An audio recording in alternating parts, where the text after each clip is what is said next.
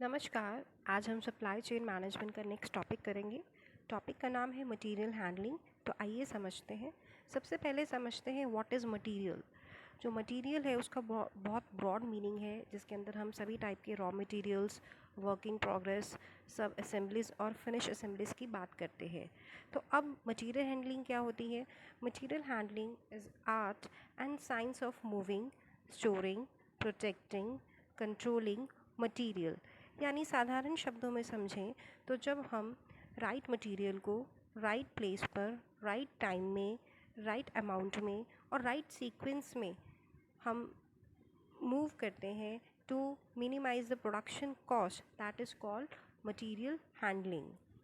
यानी कि जो मटेरियल हैंडलिंग है ये फोकस करता है मेथड्स पे, मैकेनिकल इक्विपमेंट पे, इसके साथ साथ सिस्टम्स और रिलेटेड कंट्रोल्स पे, ताकि हम एफिशिएंटली मटेरियल को हैंडल करके कॉस्ट को मिनिमाइज कर सके। Material handling can also consist of sorting, picking as well as automated guided vehicles. इसके अंदर दोनों ही मेथड्स होते हैं, mechanical and manual. Now, what are the objectives of material handling? The main objective is to reduce the number of handlings as well as the overall cost of material handling equipment and reducing the distances through which the materials are handled. पहला है cost को minimise करना और साथ साथ जो safety concerns हैं उनको भी मीट करना। अगर हम मटेरियल हैंडलिंग की कॉस्ट की बात करें तो it estimates about 20 to 25% of total manufacturing labour cost. तो हमारा जो पहला उद्देश्य होता है वो होता है कि जो हमारा प्रोडक्टिविटी हो वो हाई हो, जिसकी वजह से जो हमारी मैन्युफैक्चरिंग कॉस्ट है वो कम हो जाए और साथ ही साथ जो हमारी मटेरियल हैंडलिंग कॉस्ट है वो भी कम हो जाए। दूसरा है हमारा इंक्रीज कैपेसिटी। जब हम एफिशिएंटली हैंडल करेंगे, हमारा जो स्टोरेज कैपेसिटी है वो ठीक से हो जाएगा। There is better utilisation of storage area, तो जिसकी वजह से हमारी जो कैपेसिटी है वो बढ़ जाएगी। Next is improve working condition. Of course जब हम मटेरियल को ठीक से हैंडल करेंगे तो वर्किंग कंडीशंस में इम्प्रूवमेंट आएंगे and there is also greater safety in movement of material. Value addition to products.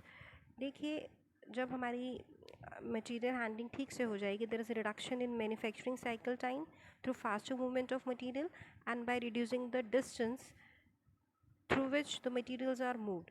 तो जिसकी वजह से जो हमारी मैन्युफैक्चरिंग साइकिल टाइम है वो कम हो रहा है। It results in reduced work in progress inventory cost and thus addition to the value of the products. In brief, the primary objectives of material handling is to save time, money and men. Now next is what is the importance of material handling. First is function of production control. अगर हमारा efficient operation होगा in handling the materials तो इससे हमारी cost reduce हो जाएगी and it enables a maximum capabilities to be derive from a given production facility. यानी कि जो मटेरियल हैंडलिंग सिस्टम है और प्लांट लेआउट है ये दोनों ही एक दूसरे की इफेक्टिवनेस को बढ़ा देते हैं। It also concerns with scheduling of production control, ये भी एक इसका बहुत बड़ा इंपॉर्टेंस होता है। इसके साथ साथ जो मटेरियल हैंडलिंग होती है it add to the value to product cost, क्योंकि ये इंटीग्रल पार्ट है किसी भी इंडस्ट्रियल एक्टिविटी का। जैसे बिजनेस ग्रो कर रहा है तो ज़्यादा एम्फेसिस दिया जाता है प्रोडक्टिविटी के ऊपर, प्रॉफिटेबिलिटी के ऊपर, रिसोर्स कंजर्वेशन के ऊपर, इकोलॉजिकल प्रिजर्वेशन के ऊपर। तो जो मटेरियल हैंडलिंग है एक इम्पॉर्टेंट रोल अदा करती है in sustaining efficiency in financial and human resources. ये जो मूवमेंट्स होती है मटेरियल की ये वैल्यू प्रोडक्ट को ही ना ऐड करके बल्कि हमारी जो कॉस्ट है उसको भी कम करने में मदद करती है। Material handling increases effectiveness of in plant layout bye reducing the cost. Of course जो मटेरियल हैंडलिंग है हमारी कॉस्ट को कम करती है, हमारे जो मैन्युफैक्चरिंग ऑपरेशंस हैं उसमें एफिशिएंसी इंक्रीज़ कर देती है। जो मटेरियल्स वेंडर से हम रिसीव करते हैं उनको टाइमली हम एफिशिएंट तरीके से अनलोड करते हैं, उसकी मूवमेंट को चेक करते हैं थ्रू इंस्पेक्शंस। और जितने भी प्रोडक्शन ऑपरेशंस से लेके स्टोरेज तक की बात होती है या finally to the shipping department की बात होती है, उस सब में मटेरियल हैंडलिंग का एक इम्पॉर्टेंट रोल होता है। Next is what are different types of principles in material handling. पहला प्रिंसिपल है वो है प्लानिंग प्रिंसिपल। जो प्लानिंग प्रिंसिपल है उसके अंदर हम एक प्लान बनाते हैं जहाँ पर हम बेसिक रिक्वायरमेंट, डिज़ायरेबल ऑल्टरनेट्स और कंटीजेंसी के अंदर हमारी क्या प्लानिंग होगी उसके बारे में डिसाइड करते हैं। तो इसके अंदर हम हर एक मूवमेंट मटेरियल की, हर एक स्टोरेज नीड को ठीक से कंसिडर करते हैं ताकि हमारी जो प्रोडक्शन कॉस्ट है वो कम हो जाए। तो प्लान है उसको स्ट्रैटेजिक ऑब्जेक्टिव जो है ऑर्गेनाइजेशन को, उसको भी मद्देनज़र रखते हुए हमको मटेरियल हैंडलिंग ठीक से करनी चाहिए। जैसे कि large scale material handling projects में हमको टीम अप्रोच चाहिए होती है। तो इस प्रिंसिपल के अंदर हमारी जो प्लानिंग होती है regarding the movement of material, regarding the storage of material और कंटीजेंसी के अंदर हमारे क्या प्रोग्राम्स होंगे, क्या प्लान्स होंगे, उसके बारे में हम सोचते हैं। नेक्स्ट प्रिंसिपल है सिस्टम प्रिंसिपल। सिस्टम प्रिंसिपल की बात करें तो ये हम कोऑर्डिनेशन एक्टिविटीज़ की बात कर रहे हैं between the material handling and the storage activities. यानी जो इन्फॉर्मेशन फ्लो हो और जो फिजिकल मटेरियल फ्लो है उसके बीच में समन्वय होना चाहिए and it should be treated as concurrent activities. हमें ऐसे मेथड्स मिलने चाहिए जिससे हम मटेरियल्स को आइडेंटिफाई कर सकें और उनकी लोकेशन को डिटरमाइन कर सकें and status with in the facilities and with in the supply chain. Next is unit load principle. Unit load should be appropriately sized and configured at each stage of supply chain. The most common unit load is the pallet, cardboard pallets हैं, plastic pallets हैं, wooden pallets हैं, steel skids हैं। Next is space utilisation principle. जितनी अच्छे से हम अपनी building cubes का इस्तेमाल करेंगे उतना कम हमको स्पेस की ज़रूरत पड़ेगी ताकि हमारा जो रेंट है वो कम लग सके या जो हमने स्पेस ले रखा है उसको हम बेटर यूटिलाइजेशन कर सकें। रैक्स हैं, ओवरहेड कन्वेयर्स हैं, या the few examples that promotes this goal. Next is what are the different types of material handling equipments. पहला है कन्वेयर्स। कन्वेयर्स होते हैं, ये पावर डिवाइसेस होते हैं, ये यूज़ किए जाते हैं लोड को मूव करने के लिए from one point two another point over fix path. कई टाइप्स ऑफ कन्वेयर्स होते हैं जैसे कि बेल्ट कन्वेयर है, ये जो मोटर ड्रिवन बेल्ट होती है usually made of metal fabric. एक चेन कन्वेयर होता है, एक रोलर कन्वेयर होता है, न्यूमेटिक कन्वेयर होता है। दूसरा है material cranes, elevators and hoist. ये ओवरहेड डिवाइसेस होते हैं that are used for moving wiring loads intermittently between points within an area. Cranes होती हैं like devices mounted on overhead rail और ग्राउंड व्हील्स और रेल्स, वो lift करती हैं और ट्रांसपोर्ट करती हैं बहुत हैवी जो मटेरियल्स होते हैं उनको। एलिवेटर्स होते हैं just they are just like a types of cranes जो मटेरियल को लिफ्ट करती हैं यूजुअली बिटवीन फ्लोर्स और बिल्डिंग्स।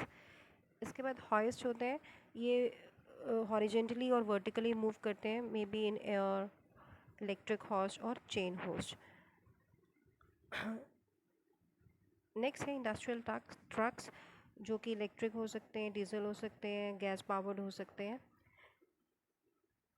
उसके बाद बहुत सारे ऑक्सिलरी और मिसलेनियस इक्विपमेंट्स होते हैं जैसे कि फोर्ट लिफ्ट ट्रक है, पैलेट ट्रक है, या फिर कोई डिवाइसेस हैं, अटैचमेंट्स हैं यूज़ फॉर हैंडलिंग इक्विपमेंट्स, या कोई स्किड बॉक्सेस हैं, एक्सपेंडेबल पैलेट हैं। ऐसे बहुत सारे इक्विपमेंट्स होते हैं जो मटेरियल हैंडलिंग में इस्तेमाल किए जाते हैं। What are the different considerations in material handling system design. कौन कौन से फैक्टर्स हैं, कौन कौन सी कंसिडरेशंस हैं जो हमको ध्यान में रखनी चाहिए। पहला है मटेरियल करेक्टरिस्टिक्स। मटेरियल करेक्टरिस्टिक्स के अंदर जो मटेरियल है उसकी क्या फिजिकल स्टेट है, लाइक सॉलिड है, लिक्विड है, गैस है, साइज़ कितना है। साइज़ की बात करें तो वॉल्यूम, लेंथ, विड्थ की बात कर रहे हैं, हाइट की बात कर रहे हैं। इसके साथ साथ वेट यानी कि वेट पर पीस या वेट पर यूनिट वॉल्यूम। इसके साथ साथ शेप, लॉन्ग है, फ्लैट है, राउंड है, स्क्वायर है, etcetera. Condition, hot, cold, wet, etcetera. Safety risk and risk of damage like explosive material है, फ्लेमेबल है, टॉक्सिक है, फ्रेजाइल है। इन मेथड्स को ध्यान में रखते हुए हम मटेरियल हैंडलिंग सिस्टम का इस्तेमाल करते हैं।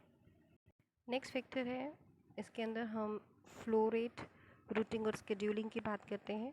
फ्लो रेट का मतलब होता है कि कितना मटेरियल है जो मूव करना है पर यूनिट टाइम। अगर बहुत ज़्यादा मटेरियल है तो उसके हिसाब से हमको मटेरियल हैंडलिंग सिस्टम का इस्तेमाल करना पड़ेगा। अगर क्वांटिटी कम है लेकिन different types of material are to be handled, then material handling system must be design such. इसके बाद आता है रूटिंग। रूटिंग का मतलब होता है कि हमारी जो पिकअप और ड्रॉप लोकेशंस है वो कैसी हैं, हमारे रूटिंग वेरिएशंस है, कंडीशंस कौन सी होंगी रूट के अंदर, क्योंकि जो हैंडलिंग कॉस्ट होती है वो डायरेक्टली रिलेटेड होती है जो डिस्टेंस होता है मूव का उससे। उसके बाद होता है स्केड्यूलिंग। स्केड्यूलिंग का मतलब होता है टाइमिंग ऑफ इंडिविजुअल डिलीवरी। जो प्रॉम्प्ट डिलीवरी की बात हो या हम बफर स्टॉक का यूज़ कर सकते हैं to mitigate against late deliveries. Next factor जो हमको ध्यान में रखना है while designing the material handling system is plant layout.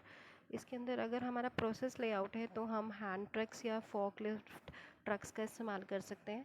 आजकल ज़्यादातर एजीवीज़ होते हैं, ऑटोमेटेड गाइडेड व्हीकल्स, उनका इस्तेमाल बहुत हो रहा है। दूसरा होता है प्रोडक्ट लेआउट। प्रोडक्ट लेआउट है तो हम कन्वेयर सिस्टम यूज़ करते हैं, और अगर फिक्स पोजीशन लेआउट है तो हम क्रेन्स का, हॉइस्ट का और ट्रक्स का ज़्यादातर इस्तेमाल करते हैं। तो जो ओवरऑल गोल होता है मटेरियल हैंडलिंग का वो होता है कि हमारी जो प्रोडक्टिविटी है वो प्रमोट हो जाए, और जो मटेरियल है that should also flow in a straight line, और हमको material at one time move करना है, हमको अपनी मटेरियल हैंडलिंग को ऑटोमेट करना है, मैकेनाइज करना है।